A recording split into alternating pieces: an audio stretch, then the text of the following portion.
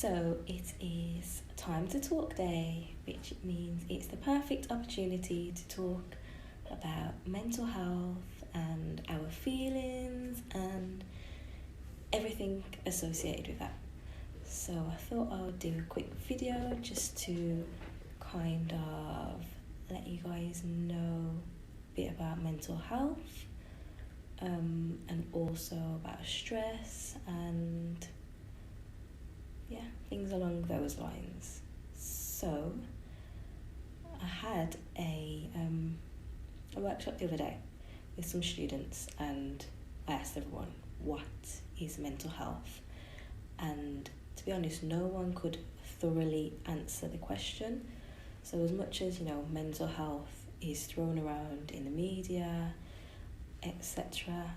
So not a lot of people could define what mental health actually is. So I thought I'd give you a quick explanation. So mental health is in everybody, just as physical health is. The differentiation is whether we have good mental health or whether we have mental ill health and suffer from mental health problems such as anxiety or depression, or more serious conditions such as bipolar and psychosis or eating disorders. So mental health basically determines the way we think, the way we behave, the way we feel. It is basically what regulates us as humans. So that's kind of a quick explanation as to what mental health is. Okay, so now I'll talk a little bit about things that kind of can affect our mental health. So a lot of people know how detrimental stress can be on a person's mental health. It can be beneficial in some ways, such as, a little bit of stress can actually act as a motivating force for certain things, like I use the example with my students' revision and deadlines. Having a little bit of stress actually pushes people to get things done. So some stress can be beneficial, but if the stress becomes too overwhelming, that is when that can lead to us facing more severe or more long-term mental health problems such as depression or anxiety. So what actually is stress? So stress is a reaction to mental or emotional pressure. It's often related to a feeling of, not being in control, feeling of being overwhelmed. Sometimes there might not be an actual cause or a trigger. You can feel anxious or scared, and it can make you feel like you're losing control. So that is a little bit about what stress is. And often when I'm explaining stress to my students, I will use this. If you can see it, it's a stress bucket model. So the stress bucket model is basically a metaphorical explanation for stress and the way we deal with it. So if you think of yourself as a bucket, and everything that goes into your bucket, such as finances, work stress, relationships, family, lack of sleep, everything that kind of goes on in your life goes into this bucket and fills up with water. Eventually there's going to come a point where there's no more space in the bucket and things are going to, the water's going to start overflowing, and that is going to be when things start going wrong.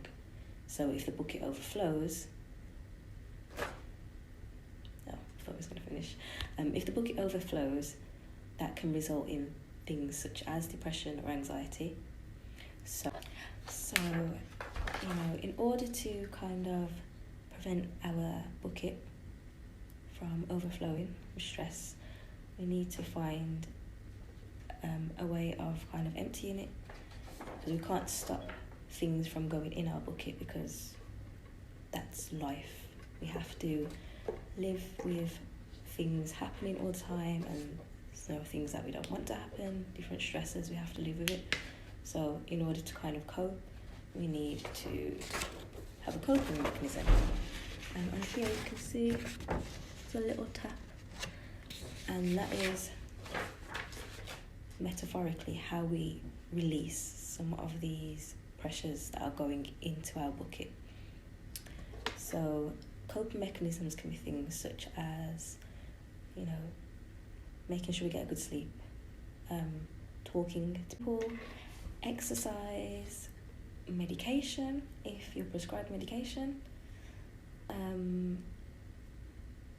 good sleep, no, I've said that already, healthy diet,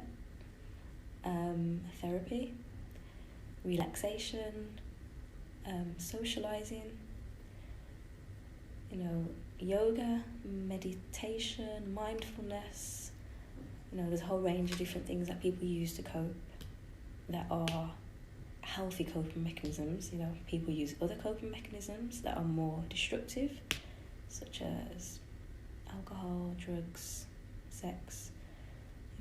Those are other coping mechanisms, but they're not usually the most positive coping mechanisms, and sometimes they will cause more problems. So it's about finding healthy coping mechanisms in order to release your stress bucket. So yeah, stress is probably just one of the factors that can cause mental health problems. As you might be aware, there's a whole range of things that might cause mental health problems, such as abuse, drugs misuse, there's chemical imbalances, even more chronic physical health conditions can cause mental health problems, financial issues, poverty. The list goes on and on. But do most people actually know what kind of mental health problems are? What are the symptoms and the signs? So yeah, I'm going to talk a little bit about that quickly as well. So probably the most common mental health problems that people are aware of are anxiety and depression. There are obviously a whole range, such as bipolar disorder, schizophrenia or psychosis. There are personality disorders, there are eating disorders such as anorexia and bulimia. So there's loads of different mental health problems that people can suffer from as well.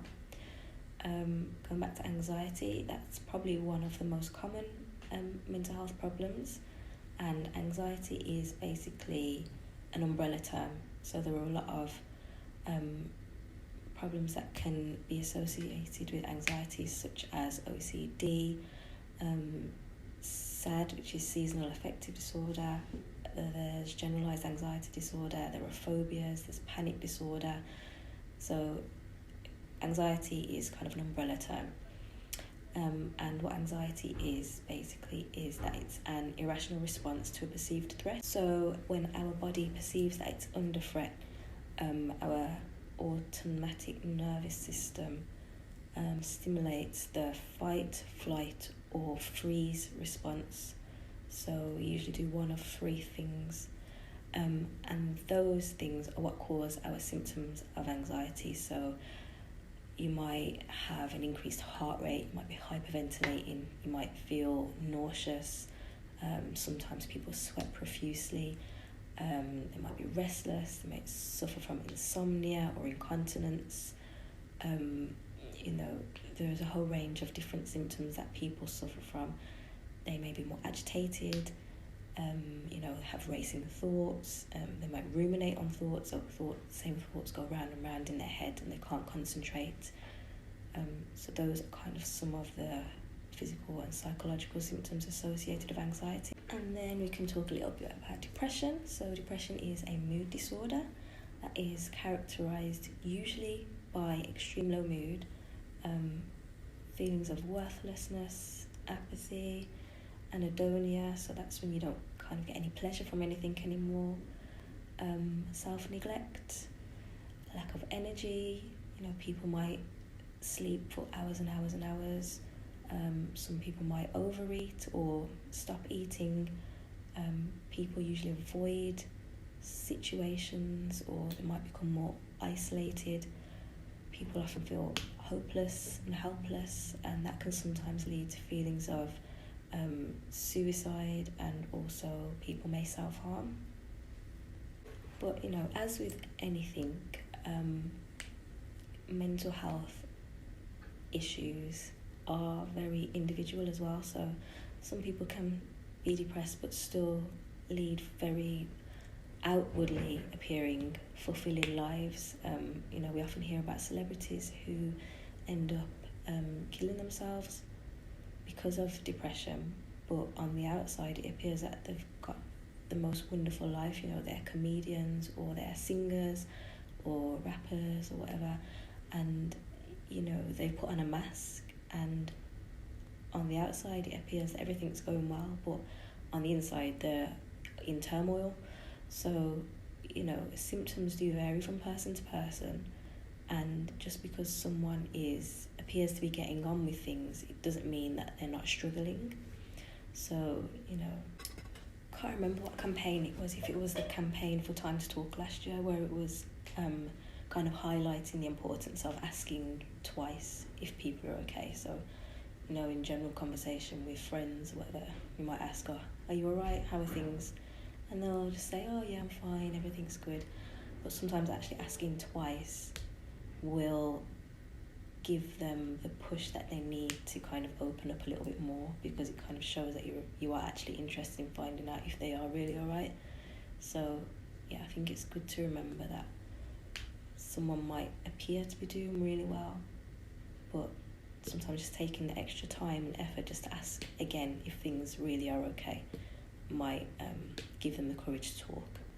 And I think sometimes people feel like they don't want to ask twice because they don't want to open a can of worms, because they probably don't feel like qualified enough to help someone. But in reality, it can just be a case that actually listening to someone and letting them know that you've got time for them is all that person needs at that time to kind of open up. And yeah, that's why I think days like today, the Time to Talk Day, is good, just as a reminder to everyone that it's good to talk, and it's even better to listen, because that could make all the difference to that person. So yeah, make time for people, because you never know when you're going to need someone to make time for you.